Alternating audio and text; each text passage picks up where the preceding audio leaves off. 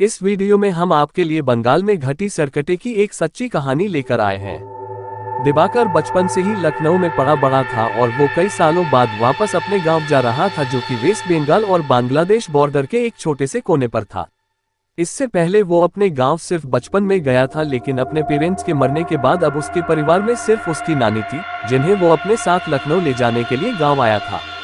वो गांव के पास पहुंच तो गया, लेकिन वहां की मेन सड़क बारिश की वजह से खराब हो गई थी। उसने देखा तो पास में ही एक साइन बोर्ड था, जो कि जंगल के रास्ते से उसके गांव की तरफ इशारा कर रहा था। दिवाकर ने वो रास्ता तो ले लिया, लेकिन उसे नहीं पता था कि वो रास्ता लेना उसकी जिंदगी की सबसे बड़ी गलती बनने वाला है। शाम ढल रही थी और जंगल का वो रास्ता एकदम सुनसान था। पूरे रास्ते में बस उसके अलावा और कोई नहीं था। कुछ दूर जाते ही दिवाकर को अजीब सा भारीपन लगने लगा और उसे ऐसा महसूस हुआ कि कोई 10 फीट का आदमी एक झड़ी के पीछे खड़ा उसकी तरफ देख रहा है। दिवाकर को लगा कि झाड़ियों में कोई जानवर होगा, तो वो थोड़ा तेजी से चलने लगा और तभी उसके पैरों के नीचे कुछ आया, जिससे वो लड़खड़ा कर नीचे गिर गया। जैसे ही उसने पलट कर देखा तो उसके रूंगटे खड़े हो गए। वो जिस चीज से लड़खड़ाया था, वो चीज कुछ और नहीं बल्कि किसी इंसान का कटा हुआ सड़ा हुआ एक सर था। ये देखते ही दिवाकर वहां जोर से भाग रहा और जैसे तैसे करके उस एरिया से निकलकर अपने घर पहुंच गया। उसकी नानी उसे देखकर बहुत खुश थी और साथ ही हैरान भी खुश, क्योंकि उन्होंने दिवाकर को कई सालों बाद देखा था, और हैरान क्योंकि उसके पूरे कपड़े कीचड़ में सने हुए थे। उसने अपनी नानी को बताया कि वो जंगल वाले रास्ते से आया और उसे वहां एक कटा हुआ सर दिखा।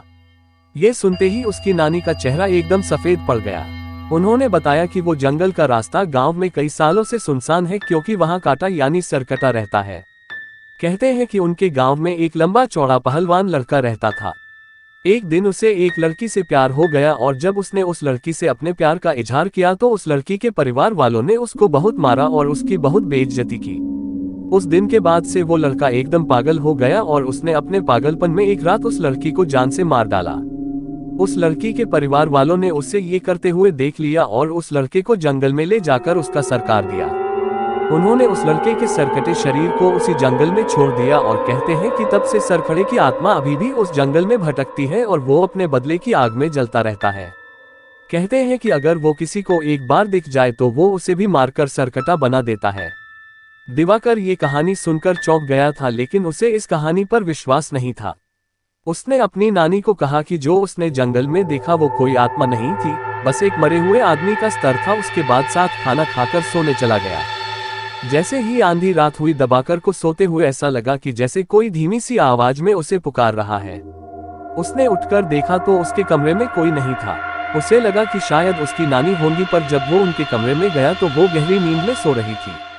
उसे ये अपनी थकान का नतीजा लगा और वो फिर से सोने चला गया, लेकिन उसकी आंख लगते ही उसे फिर से वही आवाज सुनाई दी। दिवाकर ने देखा कि वो उसी जंगल में है और उसके ठीक पीछे 110 फुट लंबा आदमी खड़ा है और उसके हाथ में उसका कटा हुआ सर है। वही भयानक सर्प मांस वाला कटा सर जो उससे रास्ते में दिखा था। वो सर अब दिवाकर से मदद मांगने लगा और उसे कहने लगा कि क्या दिवाकर उसका सर उसके शरीर पर वापस जोड़ सकता है, और मदद मांगते ही वो सरकटा बहुत ही भयानक तरीके से हंसने लगा और अचानक दिवाकर नींद टूट गई। लेकिन जैसे ही दिवाकर की आंख खुली